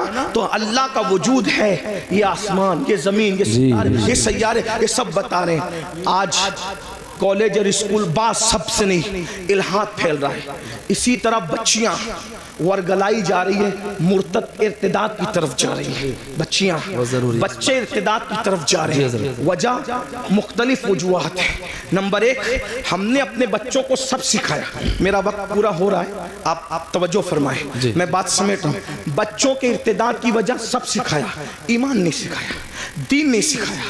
دیکھو ہمارے یہاں دین نہیں سکھایا جاتا، نتیجہ بچیاں پڑھ لکھ لے رہی ہے، دوسروں کے بہکاوے میں آ رہی ہے۔ چھوٹا سا چٹکلا چھوڑتے ہیں، اسلام میں تو عورت کو پردے کے لیے کہا جاتا ہے۔ میں نے کہا پردے کے لیے کہا جاتا ہے تو کیا کہا؟ یہ ظلم ہے۔ میں نے کہا پاگل ہوئے؟ ہمارے یہاں عورت کا دوسرا نام جنت ہے۔ کیا ہے؟ جنت۔ جنت کسے کہتے ہیں؟ جنت کسے کہتے ہیں؟ آپ لغت اٹھا کے دیکھیں تو پتا چلے گا، جن اور جنت دونوں کا مادہ ایک ہے، ٹھیک؟ جن کو جن کیوں کہتے ہیں؟ کیونکہ وہ مخلوق چھپی ہوئی ہے، اور جنت کو جنت کیوں کہتے ہیں؟ کہ وہ بھی چھپی ہوئی ہے۔ تو جو چھپی ہوئی ہو اس کو جنت کہتے ہیں، ہے نا؟ ہمارے یہاں بیٹی پیدا ہو تو ماں باپ کے لیے جنت، جوان ہو کر کے نیک بیوی بن جائے تو شوہر کے لیے جنت، ماں بن جائے اس کے قدموں میں جنت۔ تو جو جنت ہوتی ہے وہی تو چھپائی جاتی ہے۔ ہمارے یہاں عورت کا دوسرا نام جنت ہے، اور جنت چھپانے کی چیز ہے۔ الحمدللہ ہم عورت کو جنت سے کم نہیں مانتے، اسی لیے اللہ نے اپنی جنت بھی چھپا رکھی ہے جو سدرۃ المنتہا پر ہے، اور ہم نے اپنی زمین کی جنتوں کو بھی چھپا رکھا ہے جو ماں کی شکل میں، بیوی کی شکل میں، بیٹے کی شکل میں۔ سبحان اللہ، ماشاءاللہ۔ جنات بھی چھپے ہوئے ہیں اور جنت بھی چھپی ہوئی ہے۔ سبحان اللہ۔ اسی لیے جنات ہیں مگر نظر نہیں آتے، کیوں؟ اس لیے کہ چھپی ہوئی مخلوق ہے۔ اللہ اکبر، توجہ کریں آپ۔ عرض کیا کر رہا تھا؟ تو لڑکیوں کو ورگلایا جاتا ہے، بہکایا جاتا ہے، اور اب ہم لوگ کیا کرتے ہیں؟ ہم لوگ گھٹنے پر حملہ نہیں ہو رہا ہے، حملہ سر پہ ہو رہا ہے، گھٹنے ہی پکڑ کے سہلا رہے ہیں، گھٹنے کو بچا رہے ہیں۔ میرے بھائیوں، یہ تو معلوم کرو کہ بچے مرتد کیوں ہو رہے ہیں، بچیاں مرتد کیوں ہو رہے ہیں، اسلام کی نفرت کیوں ہے؟ اس کی کئی وجوہات ہیں۔ نمبر ایک، سب سے پہلی وجہ ایمان نہ بتانا۔ جب بچوں کو ایمان پتہ ہی نہیں ہوگا تو وہ ایمان بچائیں گے کیسے؟ نمبر دو، غربت، غریبی کفر تک لے جا رہی ہے۔ نمبر تین، بچیوں کی دیر تک شادی کا نہ ہونا، یہ بچیوں کو کفر تک لے جا رہا ہے، اور اس کے ذمہ دار آپ بھی اور ہم لوگ بھی ہیں۔ کیوں؟ اس لیے کہ بچیوں کی شادی میں تاخیر کیوں ہو رہی ہے؟ ماں باپ کو شوق نہیں ہے بچیوں کو بٹھانے کا، لیکن 30 سال 35 سال کی بچیاں ہو رہی ہیں اور ہم ان کی شادی نہیں کر پا رہے۔ کیوں؟ اس لیے کہ کوئی اس بچی کو کرنے کے لیے تیار ہی نہیں ہے۔ وجہ اتنی ظالم رسومات ہم نے پیدا کر دی ہے، جہیز کے نام پر، ہلدی کے نام پہ، مہندی کے نام پہ، مانگنے کے نام پہ، اس کے نام پہ، اس کے نام پہ، کہ بچیاں 30 35 سال کی ہو جاتی ہیں اور ان کو اچھے رشتے نہیں آتے۔ بہت معذرت کے ساتھ یہ علاقہ بڑا دیندار ہے، لیکن اتنا ضرور کہوں گا، ساری دینداری شادی کے موقع پہ سمجھ میں آتی ہے، सारी दीनदारी शादी के मौके पे समझ में, सिर्फ जुलूस मिलाद में दीनदारी नहीं, शादी के मौके भी दीनदारी बताओ ना, सिर्फ जलसों में दर्द भरी बातें नहीं, शादी के मौके पे भी दीनदारी बताओ। जो लोग मुंह फोड़ के मांगते हैं वो तो मांग ही लेते हैं, जो लोग नहीं मांगते वो लोग भी गरीब घरों में सिर्फ इसलिए रिश्ता नहीं करते हैं कि यहाँ जाएंगे तो कुछ मिलेगा नहीं। एक तो वो है कि जो मांग रहा है, और एक तो वो है जो वहां जा रहा है जहां मिलना जरूरी है, जहां नहीं मिलेगा वहां जाना ही नहीं है, जहां नहीं मिलेगा वहां बड़ी माजरत के साथ तू इधर उधर की ना बात कर, ये बता के काफिला क्यों लूटा, मुझे रहजनों से गरज नहीं, तेरी रहबरी का सवाल है। मैंने कई जगह ये बात रखी और लोगों ने मेरी बात को कबूल किया। बहुत सारे लोग नौजवानों ने ये इरादा किया कि इंशाअल्लाह ससुराल से हम एक चांदी का तार भी नहीं लेंगे, एक गिलास भी नहीं लेंगे। ये माहौल बन रहा है मुल्क के अंदर, क्योंकि कुरान कहता है वज़क्किर फ़इन्न ज़िक्र तनफ़उल मुमिनीन, मोमिनों को नसीहत करो कि नसीहत करना मोमिनों को फायदा पहुंचाता है। मेरी कौम के जवानों, अगर सिर्फ तुम यूट्यूब पर मुर्तद होने वाली लड़कियों की वीडियो शेयर करके दर्द भरी बातें करोगे तो इस मुनाफिकत से काम होने वाला नहीं है। ये मुनाफिकत अमली छोड़ दो, और तुम इतनी दर्द भरी बातें करते हो, अगर दर्द है किसी के ईमान बचाने का तो अहद करो कि अगर मेरी शादी नहीं हुई है तो मैं जहेज नहीं लूंगा, और अगर मेरी शादी हो चुकी है, मैं बच्चों का बाप हूं, अब अपने बेटों की शादी करूंगा तो जहेज नहीं लूंगा, जहेज का बाइकाट करूंगा, गलत रसूमात का बाइकाट करूंगा। फिर देखो ईमान बचेगा कि नहीं बचेगा। अल्लाह अकबर। खूबसूरत बेटियां हैं, शरीफ बेटियां हैं, दीनदार बेटियां हैं, लेकिन उनको रिश्ते इसलिए नहीं आते कि उनके बाप के पास भीख देने के लिए जहेज की शक्ल में कुछ पैसे नहीं है। अल्लाह अकबर। मुसलमानों, नबी से इश्क का दावा करते हो, रसूलुल्लाह से मोहब्बत का दावा करते हो, नबी के नाम पे जान लुटाने की बात करते हो, सोचो ये जहेज की गलत रसूमात की बुनियाद पर जब मुसलमान की कोई बेटी किसी मुशरिक और मुनकिर इस्लाम के हाथ में हाथ देकर जब कुफ्र की दहलीज चढ़ती होगी तो गुंबदे खजरा में रसूलुल्लाह के दिल पे क्या गुजरती होगी। अल्लाह अकबर। हुजूर के दिल पे क्या गुजरती, इसलिए कि उसका बाप तो नावाकिफ है कि मेरी बेटी क्या कर रही है, लेकिन नबी तो हर चीज से वाकिफ है।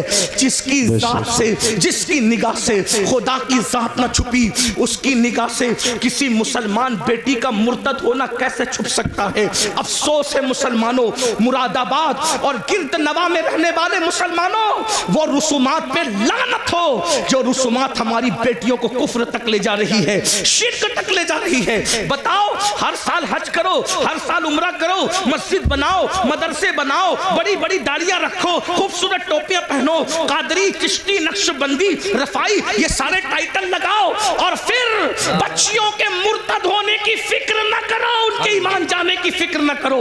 अगर क़यामत के दिन रसूलुल्लाह का सामना होगा, हुजूर ने दामन पकड़ के पूछ लिया, ओ मुनाफिक, मेरी उम्मत की बेटियां मुर्तद हो रही थी तेरी नाजायज रसूमात की बुनियाद पे, तू क्या कर रहा था? अल्लाह। क्या जवाब दोगे? ये मेरी माँ और बहनें बैठी है, ये भी रिश्ते ढूंढने निकलती है मेरी माँ और बहनें, तो ये लालच में सरता पर डूब जाती है। ये बेटे की शादी करने नहीं, ये अपने बेटों को बेचने निकलती है, बेचने। कभी बच्चियों के ईमान का सोचा?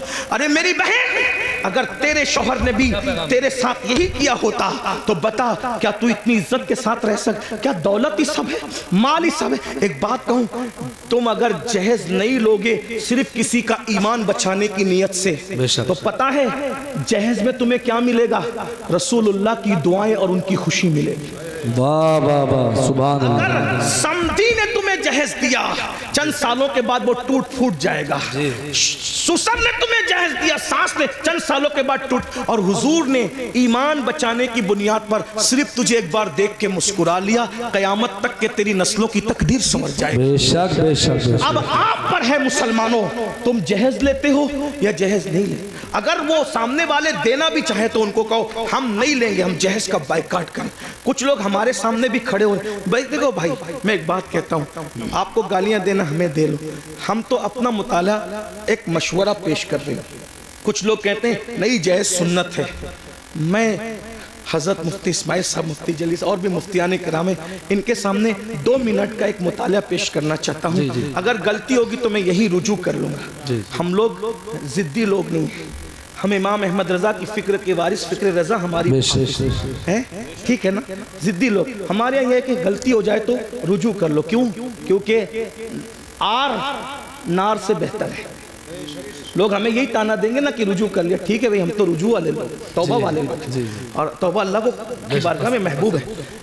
حضور نے سیدہ پاک کو جہیز نہیں دیا. یہ میں آج آپ کے سامنے بات کرتا ہوں. حضور نے سیدہ فاطمہ الزہرا پاک کو جہیز نہیں دیا. میں نے کئی جگہ پیش کیا علماء کے سامنے, لیکن علماء نے میری تائید ہی کی, ابھی تک کسی نے اختلاف نہیں کیا. اگر کوئی استاد اصلاح کر دے تو ہم نہیں بیان کریں گے اس کو آج کے بعد, لیکن تھوڑا سن لیں. حضور نے جہیز نہیں دیا. کیسے نہیں جہیز دیا؟ میں نے کہا پہلی بات تو یہ ہے کہ حضور علیہ السلام کی ایک بیٹی نہیں تھی, 4 بیٹیاں تھیں, ہے نا, 4 بیٹیاں تھیں. اور 4 بیٹیوں پہ ہمارے پاس دلیل بھی موجود ہے. میں اس کی طرف ابھی نہیں جاتا, میرا ٹائم ختم ہو رہا ہے. صرف 10-15 منٹ بچے, جو ٹائم مجھے دیا گیا تھا اس میں 10-15 منٹ بچے, اس کو سن لیں. میرا ٹائم ہاں بول دوں گا, ہاں ہو جائے گا, ہو جائے گا, اتنے ٹائم میں ہو جائے گا. توجہ ہے نا, عرض کروں نا, حضور کی کتنی بیٹیاں تھیں؟ 4 بیٹیاں تھیں. اس کو میں اشارہ کر دیتا ہوں, آپ اس کو سن لیں. قرآن کہتا ہے, قرآن کہتا ہے اپنے محبوب سے, اللہ اپنے محبوب سے کہتے ہیں, اللہ تعالیٰ ارشاد فرماتا ہے کہ اے محبوب آپ فرما دیجئے, اے محبوب آپ فرما دیجئے. قل, آپ فرما دیجئے. کیا فرما دیجئے؟ کیا فرما دیجئے؟ لے ازواجی کا, اللہ فرماتا ہے قل لے ازواجی کا و بناتی کا اور و نساء المؤمنین. 3 طبقے کو نبی خطاب کر رہے ہیں اللہ کے حکم سے. قل لے ازواجی کا و بناتی کا و نساء المؤمنین.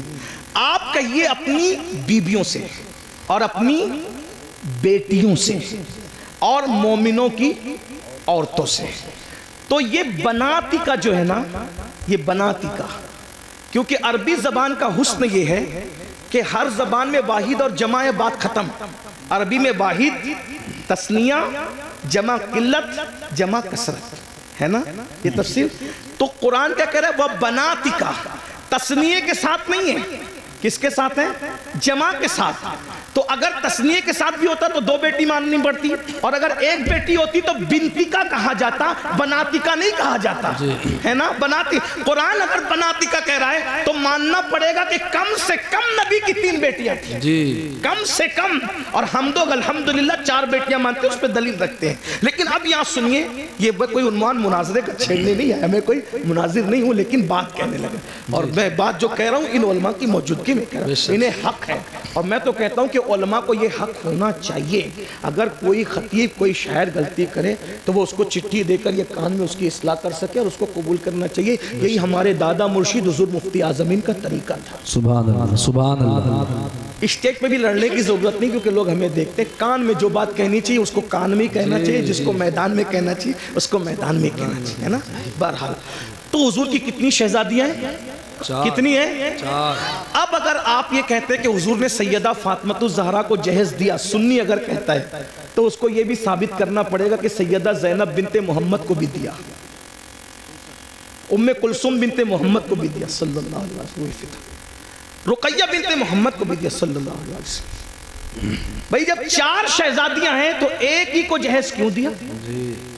ایک بات, ٹھیک بات سمجھ میں آتی ہے؟ جو نبی یہ کہے کہ اگر ایک کھجور اپنے بچوں میں تقسیم کرنا ہو تو برابر تقسیم کرو, ورنہ اللہ کو قیامت میں جواب دینا پڑے گا. جب نبی کھجور کی تقسیم میں برابری کر رہے ہیں تو جہیز کے اندر دینے میں حضور برابری کیوں نہ کریں گے؟ تو آپ کو یہ بولنا پڑے گا کہ حضرت زینب کو کب دیا, حضرت رقیہ کو کب دیا, ام کلثوم کو کب دیا. ایک بات, پھر آپ کہیں گے مفتی احمد یار خان نعیمی نے تو لکھا, مثنوی میں تو موجود ہے.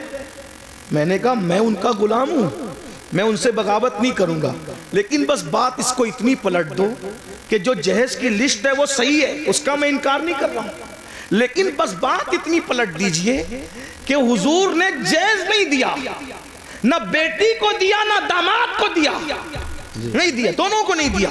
نہ بیٹی کو دیا نا، تو کہا پھر وہ کیا تھا؟ میں نے کہا آسان بات، مولا علی کے والد کی غربت کی وجہ سے جب کچھ حالات ایسے پیدا ہو گئے، وہ تو مالدار بہت تھے لیکن کچھ حالات پیدا ہو گئے قحط کی وجہ سے، تو حضور اپنے چچا حضرت عباس کو ساتھ لے گئے، کہا کہ اس وقت قحط کا زمانہ ہے، میرے چچا کے مجھ پہ احسانات ہیں، تو ایسا کرتے ہیں کچھ بچے آپ لے لیں، کچھ بچے میں لے لوں، اور آپ پال لیں میں پال لوں۔ تو وہ جب ان کے پاس گئے تو حضرت عقیل کو سونپ دیا حضرت عباس کو، اور حضرت جعفر کو کسی کو سونپ دیا، اور طالب کو اپنے پاس رکھ لیا، اور مولا علی کے بارے میں کہا کہ اے محمد علی کو تم لے جاؤ۔ تو بچپنے سے حضور مولا علی کو اپنے گھر لائے، تو مولا علی کو بچپنے سے 4 سال 3 سال کی عمر سے پالا پوسا بڑا کیا، خوشیاں غم کپڑے لتے سب نبی نے دیے، بتائیں بچپنے سے حضور نے پالا۔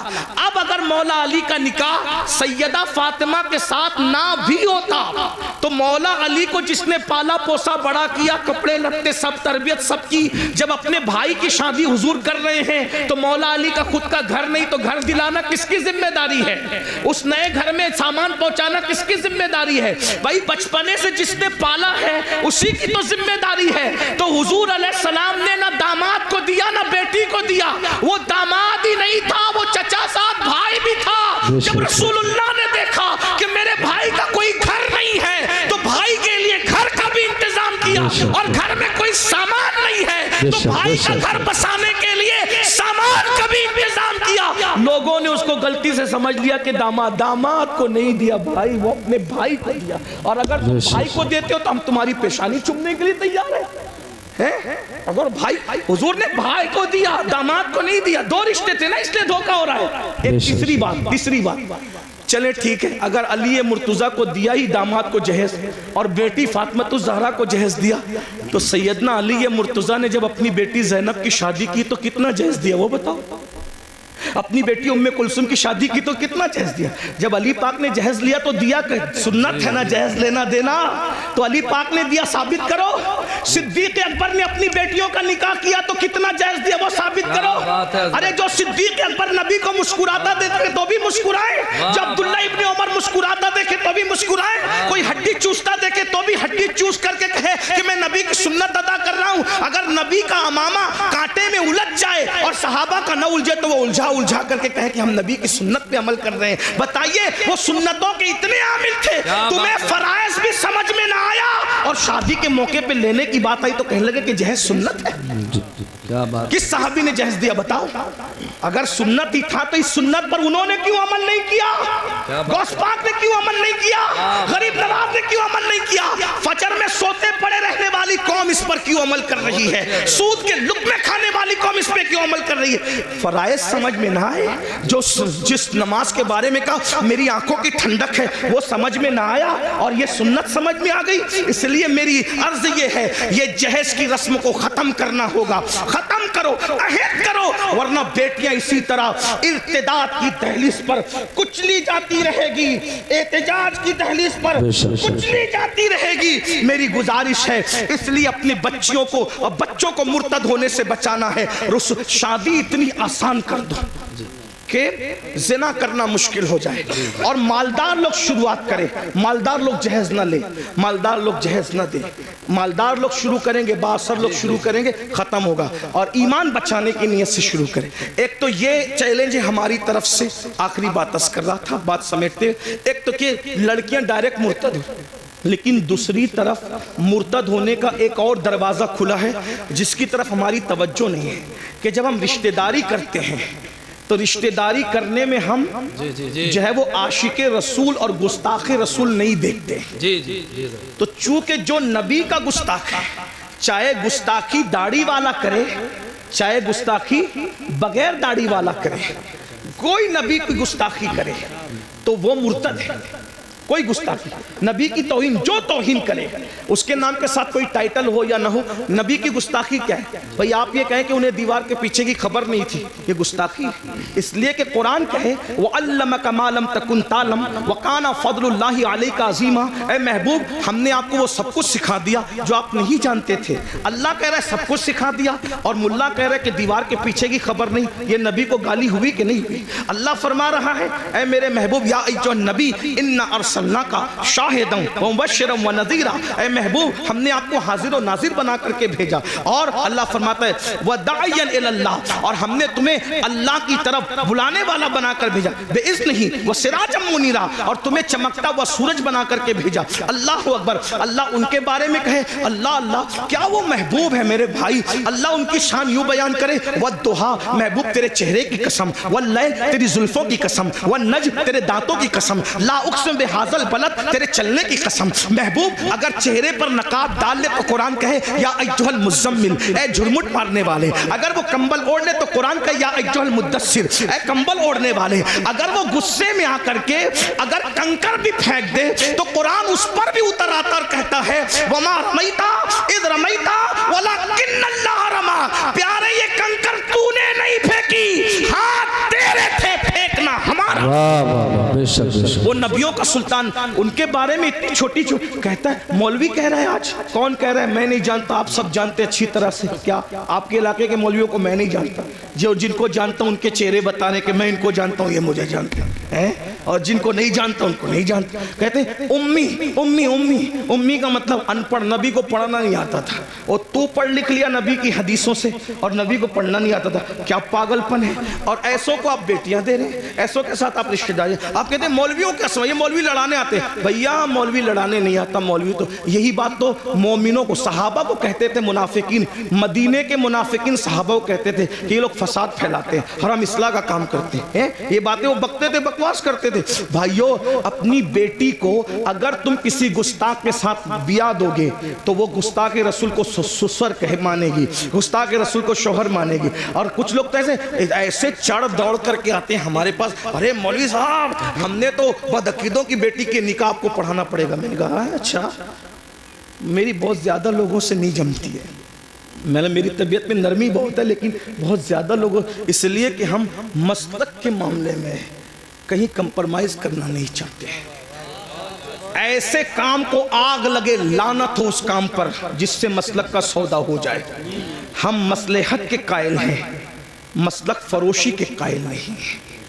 ہاں طبیعت میں نرمی ہونی چاہیے مگر موقف میں سختی ہونی چاہیے، اور ہمارا موقف وہی ہو جو گزشتہ صدی میں امام اہل سنت نے بیان۔ بے شک بے شک بے شک، سبحان اللہ۔ ہاں ہمارا نظریہ وہی ہونا چاہیے۔ ماحول دیکھ کر پوری مت باندھو، مجمع دیکھ کے باتیں مت کرو، کیونکہ اللہ کی بارگاہ میں کھڑے ہونا ہے۔ ارے کہتے ہیں نکاح آپ کو پڑھانا ہے، ہم تو بدعقیدوں کے یہاں سے دوسری پارٹی سے لائے حضرت۔ میں نے کہا اچھا، تو کہا حضرت چند دن میں سنی بنا لیں گے۔ میں نے کہا تو بڑا سنی بن گیا جو اس کو بہو کو سنی بنائے گا، جی اور اگر وہ بن بھی جائے تو کیا وہ گستاخ رسول کو ابا کہہ کے نہ پکارے گی؟ تمہارا پوتا پیدا ہوا تو اس کا نانا مرے گا تو اس کا جنازہ، وہ گستاخ کا جنازہ تمہارا پوتا پڑھنے نہ جائے گا؟ تم کتنے سنی ہوئے جو دوسروں کو سنی بناؤ گے؟ جس کا کھاتے ہو اس کی وفاداری کرو، کم سے کم کتے سے سیکھا ہوتا، کتا ایک روٹی کھاتا ہے مالک کی وفاداری کرتا ہے، ہمیں جو ملا ہے نبی کے صدقے میں ملا۔ کہتے ہیں امی ہے، ان پڑھ ہے۔ میں نے کہا پاگل ہوا ہے، پاگل ہوا ہے، پاگل ہے، کیسی بات کرتا ہے؟ امی ہے، ان پڑھ ہے۔ حضور ان پڑھ نہیں تھے،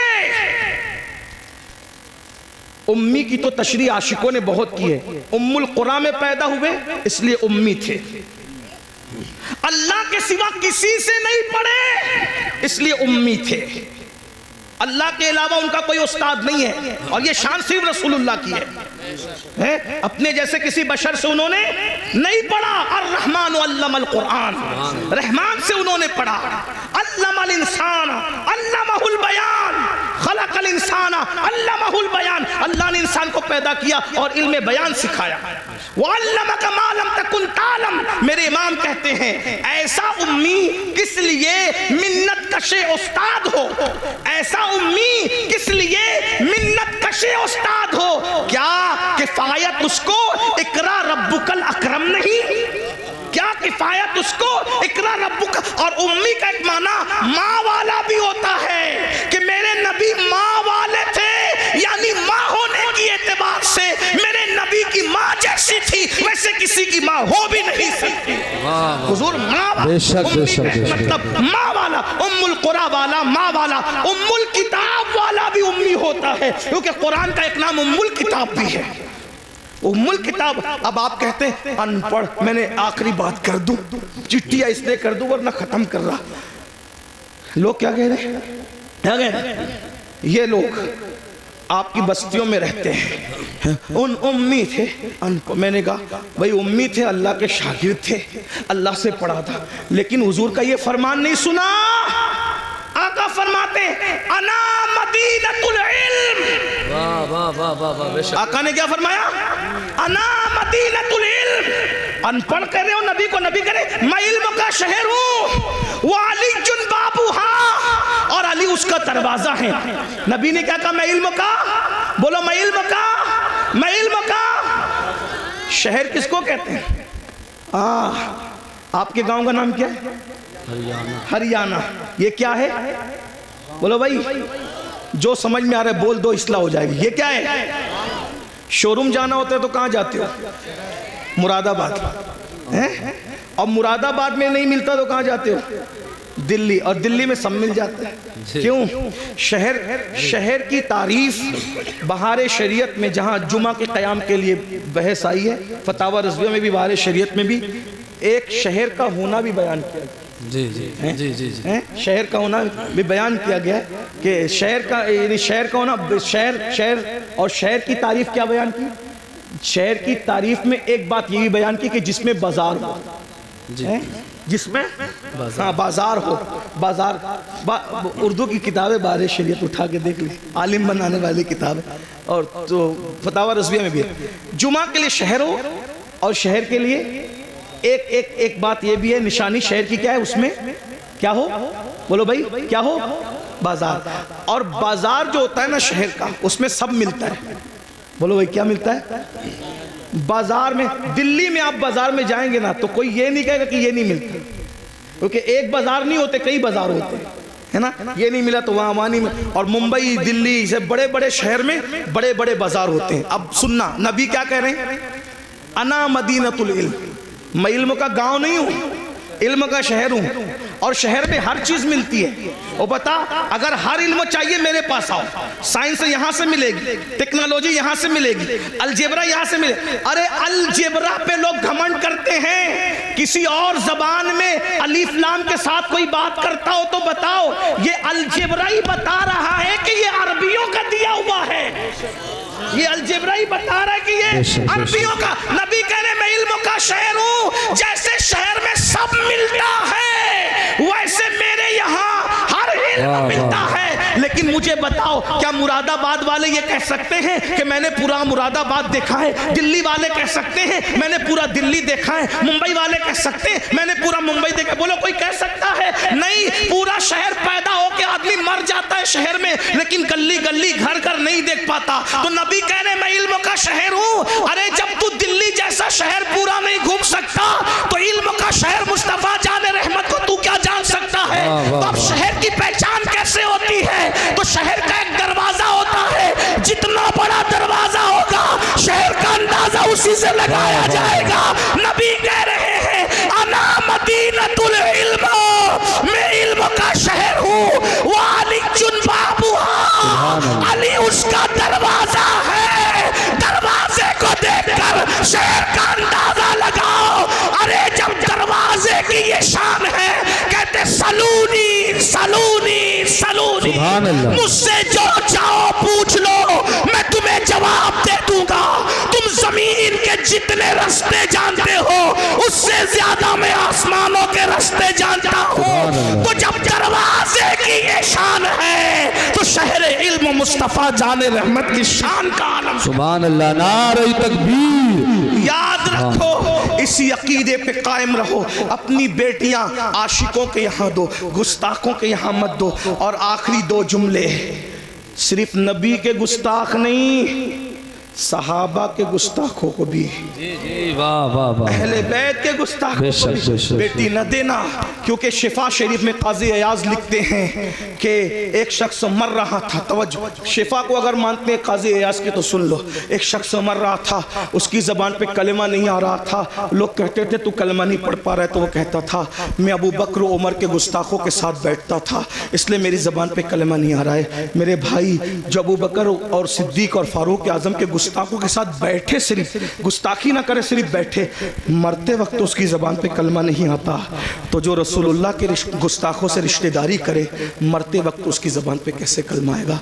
आपके ज़िम्मे है ईमान कैसे बचाते हो। उन्हें जाना, उन्हें माना, न रखा गैर से काम। लिल्लाहिल हम्द, मैं दुनिया से मुसलमान गया। मेरा वक्त तो पूरा हुआ, 2 मिनट मैंने ज़्यादा ली, उसके लिए माज़रत। अस्तग़फिरुल्लाह रब्बी मिन कुल्लि ज़ंबिन व अतूबु इलैह। अभी जाना नहीं, महफ़िल जारी रहेगी। ऐसी महफ़िल सजने के लिए बहुत मेहनत लगती है। अभी मुफ्ती साहब का खिताब होना है। हम लोग इसलिए जल्दी आ गए कि जल्दी जाएंगे तो जल्दी महफ़िल शुरू हो जाएगी। हम लोग पब्लिक देख कर नहीं आते। हाँ, 72 भी हो ना, वफ़ादार चलेंगे। लेकिन अल्लाह ने आपको भेज दिया, आप सब आ गए माशाल्लाह। हम तो माशाल्लाह 8:30 या 8:35 से यहाँ के बैठे हैं। हाँ अल्हम्दुलिल्लाह, मुफ्ती साहब भी तकरीबन 8:45 के करीब आ गए थे, 8:45 या 9 के आसपास वो भी आ गए। तो ये उलमा पहले, और मैं तो आपको मशवरा दूंगा ऐसे ही करो। अभी कुछ किसी के सताने और ये किसी के प्रेशर में करते हो, लेकिन महफिल का मिजाज बना लो। मगरिब के बाद या इशा अव्वल वक्त में पढ़ के शुरू करो, 11, साढ़े 11, 12 तक के महफिल ख़त्म करो। तुम भी फजर पढ़ो, हमें भी फजर पढ़ने दो, वरना मुकर्रिर तो बेचारा जाग करके फजर पढ़ लेता है, क्योंकि सुबह वो ज़ोहर तक सोएगा। लेकिन आपको तो काम पे जाना है। फजर जो रोज़ पढ़ता है वो भी हमारे जलसे की वजह से पढ़ नहीं पाता। अगर एक की भी फजर हमारे जलसे की वजह से तर्क होगी तो मैं समझता हूँ कि कहीं ना कहीं जिम्मेदार भी पकड़ में आएंगे और छोड़ने वाला भी पकड़ में आएगा। और करोड़ों जलसे एक पल्ले में रखा जाए और फजर की एक नमाज एक पल्ले में रखा जाए, दोनों बराबर नहीं हो सकती। इसलिए 3 बजे तक, 2 बजे तक मत जगाया करो, जल्दी जलसे खत्म। जलसे देर तक चलाना कमाल नहीं है, जलसे में अच्छा पैगाम देना ये कमाल। बेशक अल्लाह पाक की बारगाह में दुआ है, गुफ्तगू के दरमियान मुझसे कोई भी गलती हो गई हो, अल्लाह ताला माफ़ कर